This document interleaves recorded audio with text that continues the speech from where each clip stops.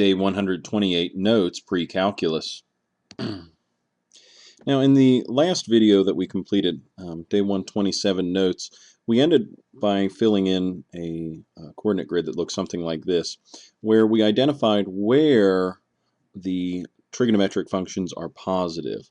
And so what we said here was that if we had any terminal side of a trigonometric function that occurs here in the first quadrant, then all of our trigonometric ratios will be positive. However, if we had a terminal side that ended in this quadrant, number 2, then only the sine function would be positive here.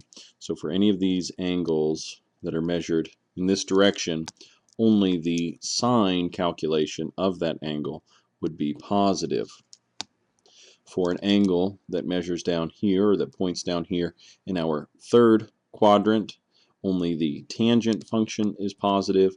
And finally, for an angle measure that measures down here in the fourth quadrant, only the cosine angle measure will be positive. It is worth noting, however, that if a sine function is positive, then so will the cosecant. Tangent and cotangent go together, cosine and secant go together. They use the same side length, so therefore when sine is positive, so will cosecant be. When tangent is positive, so will cotangent. And when cosine is positive, so will secant be positive. Knowing this is particularly helpful when we try evaluating these types of questions down below, when we try finding trigonometric functions of angles. For example, if I start with cosine of 135 degrees, here's my coordinate grid, cosine of 135. Let's establish our initial side here. Then our terminal side has to be located over here. This is about where 135 degrees would exist. Now, this is in the second quadrant, so I know that only the sine function will be positive in the second quadrant. I know that cosine of 135 degrees has to be a negative number. Only sine would have been positive. Cosine has to be negative. Now, rather than going to our calculator to find out what cosine of 135 is, we have to be able to identify this result without the use of a calculator. Now, what I'm going to point out here is that cosine of 135 degrees is only 45 degrees from 180. It's only 45 degrees off of this horizontal line here. And if I were thinking of the triangle that's formed that fit inside our unit circle, there's a triangle that's formed right here. It would be exactly the same shape and size as the triangle that's formed on the right-hand side of our graph at 45 degrees. Let me try to sketch a better graph of this.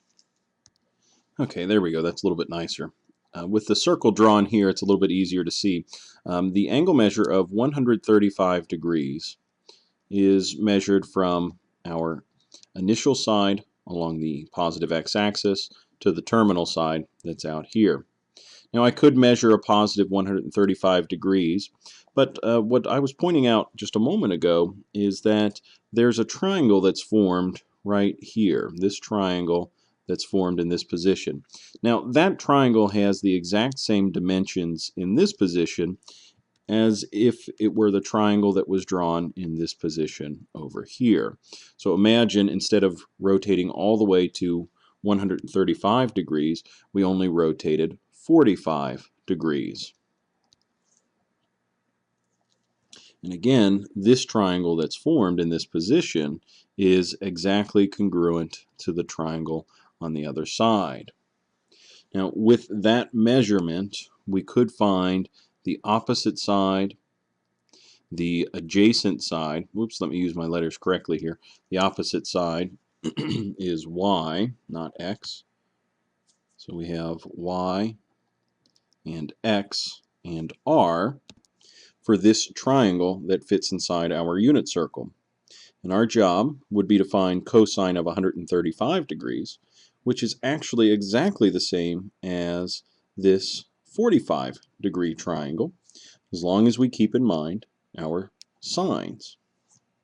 Now, fortunately for us, our textbook gives us some information. If we go back to page 419, they give us a list of common angles and the results for sine, cosine, and tangent for each of those angles. So I'm going to go back and look to see if cosine is included for not 135 degrees, but cosine of 45 degrees. Before I do that, I am going to show that these two are going to be equal to one another. Now, we know that cosine of 45 by itself must be positive. That's an angle that's drawn in the first quadrant. But if I'm looking for cosine of 135 degrees, it would be the same as that, just the negative version of it, because the angle is actually supposed to be drawn over here. So let's go see if we can find what cosine of 45 degrees is. Okay, and we found it here again on page 419. This is in section 6.2. If I'm looking for theta in degrees, we have 45 degrees here, and we have our cosine measurement here. Cosine, therefore, of 45 degrees is the square root of 2 over 2. So we know that cosine of 135 degrees is the opposite of the square root of 2 divided by 2. So negative square root 2 divided by 2. And I'd much rather have this answer than any decimal answer that the calculator would give us. So what I would recommend is that you go back and make a list or add these results to a flashcard or something. Really start studying this information. While I think we can use it as a reference point for this first week that we've introduced it, at some point you're going to need all of these values, especially for sine, cosine, and tangent of these three triangles. Those will need to be memorized. Now let's switch back to the problem here and let's answer part B. Part B asks us to find the tangent of 390 degrees. So I'm going to draw another unit circle.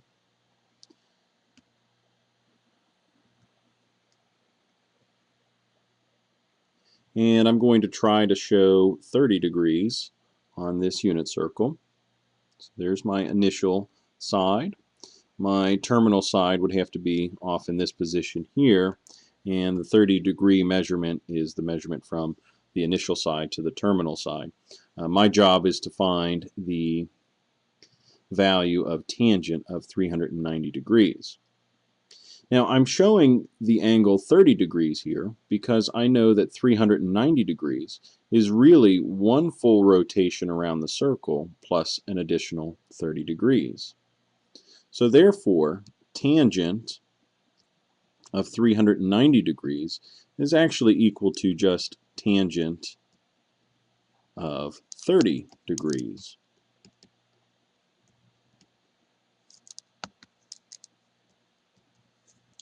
There's no need to worry about calculating the tangent of 390 degrees when we have a perfectly good coterminal angle to evaluate. So now a 30-degree angle is a measurement that we should know. Let's go back to that page on 319 and find our 30-degree angle measure and look for tangent of theta. Well, tangent of theta is equal to the square root of 3. So this is equal to the square root of 3 divided by 3. And I know that this answer has to be positive because in the first quadrant, where our terminal angle ended up, all trig functions are positive here. So square root of 3 divided by 3 would be appropriate for answer B. So there are two vocabulary terms that you have to be real familiar with, one of which we've already talked about, the coterminal angle. When two angles are coinciding with one another, that creates a coterminal angle or coterminal side. The reference angle, when I call this theta with a bar on top of it, the reference angle is the acute angle formed by the terminal side of theta and the x-axis. So in this example here for cosine of 135, again we could have thought of this as 135 degrees, but instead I thought of it as 45 degrees off of the x-axis. That's what I mean by the reference angle. 45 degrees is the reference angle for 135 degrees. So let's practice finding reference angles, and this time we'll look at reference angles for not only degrees, but measurements in radians as well. So let's start with the radian angle measure first. I'm going to again start with a unit circle. So I'll just sketch one here, it doesn't have to be perfect. This is how I usually draw them. I'll draw a circle first and then put my coordinate grid inside here. Now, if I were looking at radians in terms of 1/3 of a radian at a time, I know that this is 0 radians, and the coterminal angle of 0 radians is 2 pi radians. Or, in other words, 2 pi radians is the same as 6 pi over 3. So I know that when we're talking about the angle measure theta equals 5 pi over 3, I know it's not one full rotation. It's just less than one full rotation. Now, if I just sketch kind of carefully here, this side, that side, and that side, this kind of divides the first pi radians into 3. This would be pi over 3. This would be 2 pi over 3. And this one is 3 pi over 3, or in other words, simply pi. We know that half of a rotation is pi radians in length. So that means that this measurement here would be 4 pi divided by 3, and this angle measure down here would be 5 pi divided by 3. So what I'm interested in is what's called the reference angle. I would like to know what the angle measure is between the x-axis, wherever the x-axis is, and this angle measure here. And finding that isn't too difficult.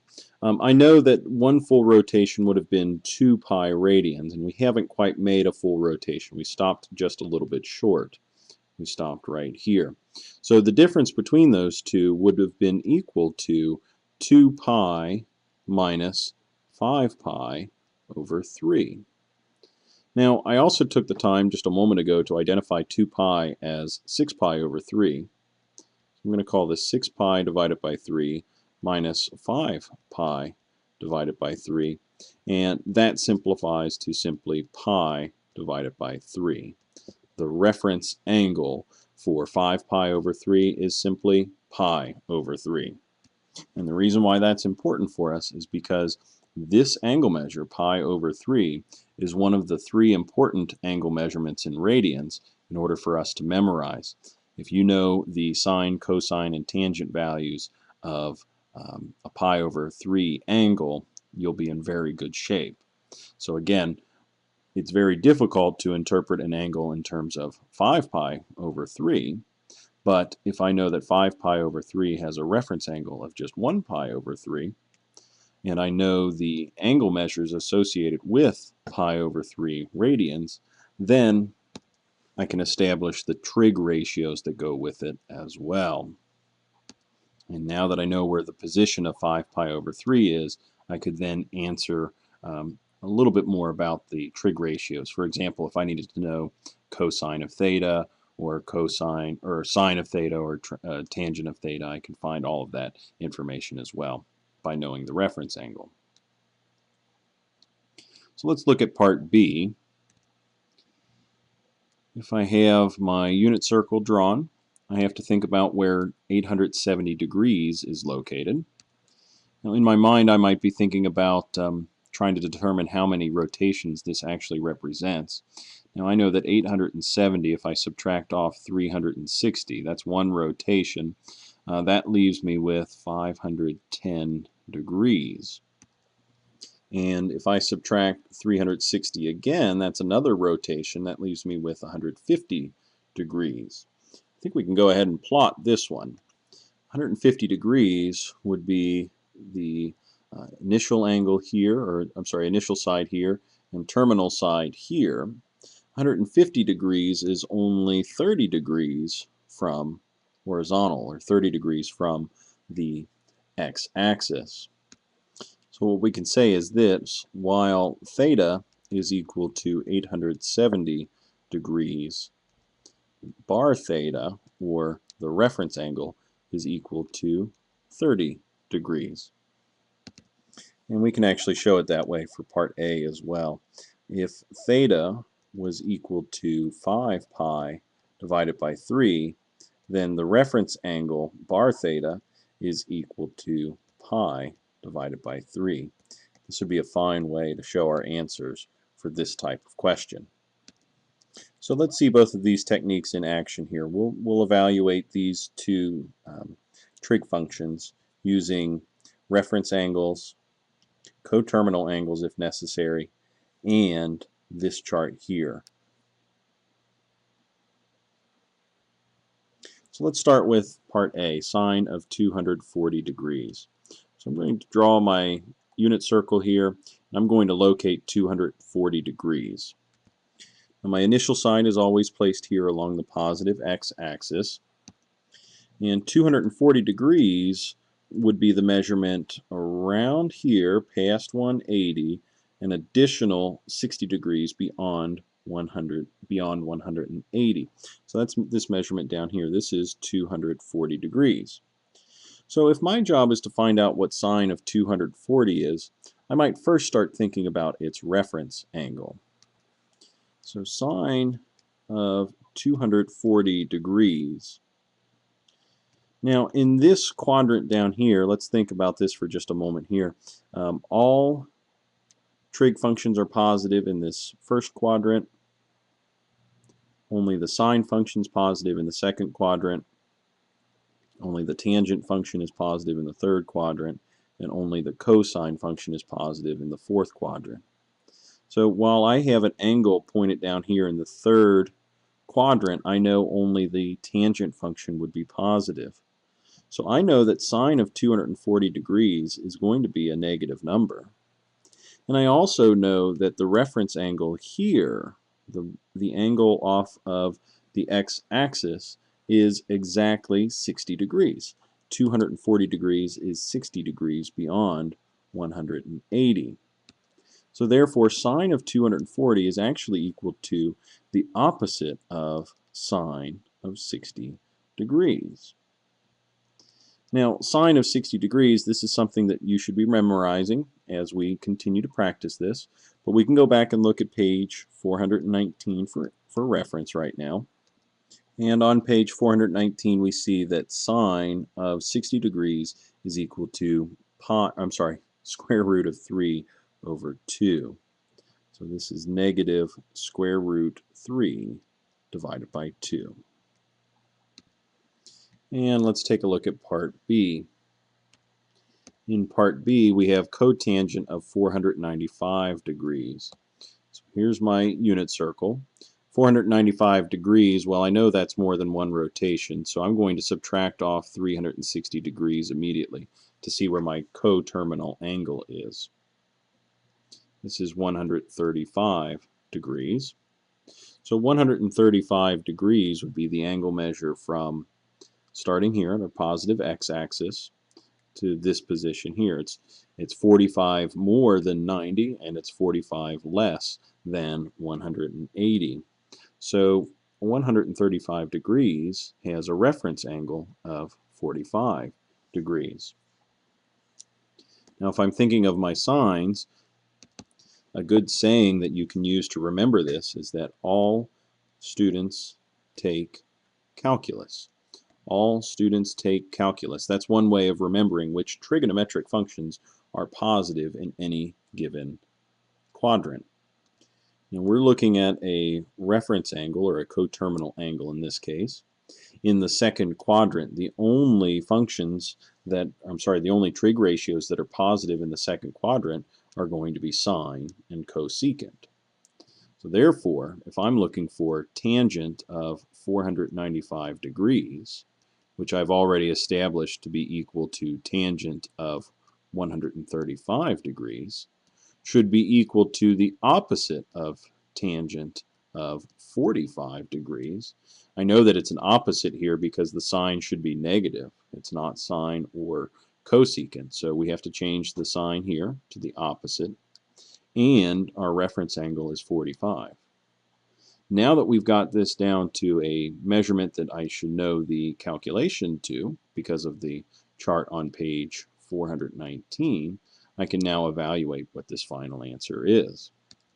And you'll find when you go back to 419, if you haven't already memorized this, that tangent of 45 is equal to 1. So the opposite of tangent of 45 is -1. Therefore, tangent of 495 degrees is equal to -1. I hope this video helps you complete some of the practice problems. I'm going to be available in class tomorrow for extra help, so please make sure that you come to me with extra questions. My suggestion to you is to always draw a diagram when solving these problems. Draw a diagram with a unit circle and any reference angles or coterminal angles.